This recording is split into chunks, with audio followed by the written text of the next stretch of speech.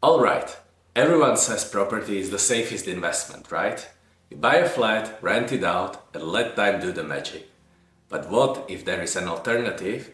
One can work just as well, or even better. I ran the numbers, and the results might surprise you. Let's start with a classic dream. Buying a property. You spot a cozy 200k flat, imagine the rent paying the mortgage and the value climbing every year. You put down 20%, add a few thousand for renovation and boom, you are a landlord.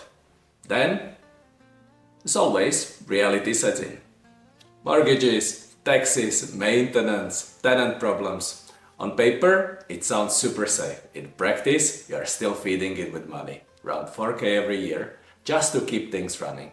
Fast forward 25 years, property value climbs about 4% a year and your 200k flat is now worth big 530k.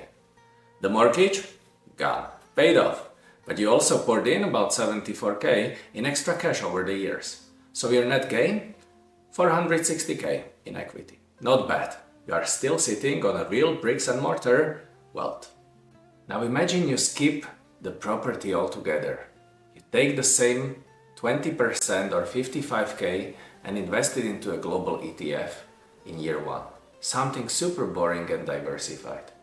Instead of paying for repairs or new water heaters or chasing new tenants, you invest those same yearly amounts, 4k here, 3k there, into the ETF, compounding at around 7% a year. After 25 years, your ETF is worth, guess, 530k. No tenants, no roofs leaking, no urgent plumbers at 10 p.m. Just quiet compounding doing its thing.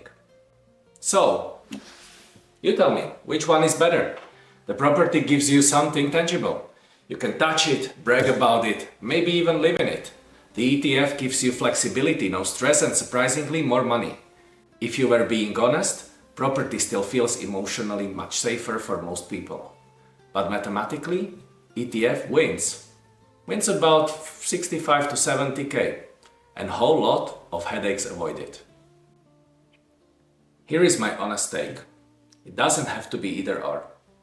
Maybe the smart move is to start smaller, buy a modest property that fits into your budget and still invest into ETFs. But again, your best option depends on the goals, risk tolerance and lifestyle. I know which one makes sense for me now, but what about you? Which one are you going to pursue?